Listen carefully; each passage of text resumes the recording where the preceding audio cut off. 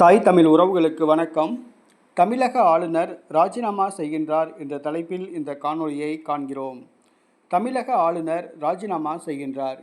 பீகார் மாநிலத்தை சார்ந்த ஓய்வு பெற்ற IPS அதிகாரி RN ரவி இவர் தமிழகத்தின் ஆளுநராக நியமிக்கப்பட்டார். இவருடைய பதவிக்காலம் முடிவடைந்து விட்டது. பதவி நீட்டிப்பும் வழங்கப்படவில்லை. புதிய ஆளுநரும் நியமிக்கப்படவில்லை. இந்த சூழ்நிலையில் தமிழக அரசு அனுப்பிய அனைத்து மசோதாக்களையும் கையெழுத்து போடாமல் காலம் தாழ்த்தி வந்தார். காலம் தாழ்த்திய பின்பு குடியரசுத் தலைவருக்கு அனுப்பி வைத்தார். இந்த சூழ்நிலையில் தமிழக அரசு உச்சநீதிமன்றத்தில் வழக்கு தொடுத்தது. அந்த வழக்கு இன்று காலை தீர்ப்பு வந்தது. அந்த தீர்ப்பில் தமிழக ஆளுநரை உச்சநீதிமன்றம் கண்டித்தது. 30 to 90 நாட்களுக்குள் மசோதா ஒப்புதல் அளிக்க வேண்டும்.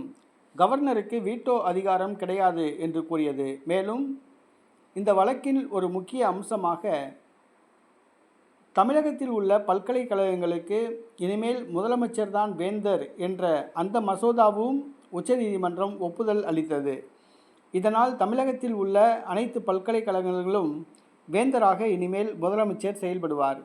தற்பொழுது கவர்னர் RN ரவிக்கு வந்த தீர்ப்பு கவர்னருக்கு சுயமரியாதைக்கு இழுக்கு ஏற்படுத்தியுள்ளது. இதனால் கவர்னர் RN ரவி மனம் நொந்து போயுள்ளார்.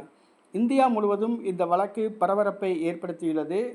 RN ரவி அவர்களுடைய செயல்பாடுகளால் இந்த வழக்கு கவர்னர் பதவிக்கே ஒரு இழுக்கை ஏற்படுத்தியுள்ளது. ஒரு பின்னடைவை பாஜகவுக்கு ஏற்படுத்தியுள்ளது. இந்த தீர்ப்பினால் பாஜக தலைவர்கள் அதிர்ச்சி அடைந்துள்ளனர். ஆகவே கவர்னர் RN ரவி மன உளைச்சலில் இருப்பதாக கூறப்படுகிறது. அவர் தன்னுடைய பதவியை ராஜினாமா செய்ய முடிவு செய்துள்ளதாக கூறப்படுகிறது. பாஜக தேசிய தலைவர்களுடன் ஆலோசித்து வருவதாக கூறப்படுகிறது. இன்னும் ஒரு சில மணி நேரங்களில் தன்னுடைய ராஜினாமாவை அறிவிப்பார் என்றும் கூறப்படுகிறது.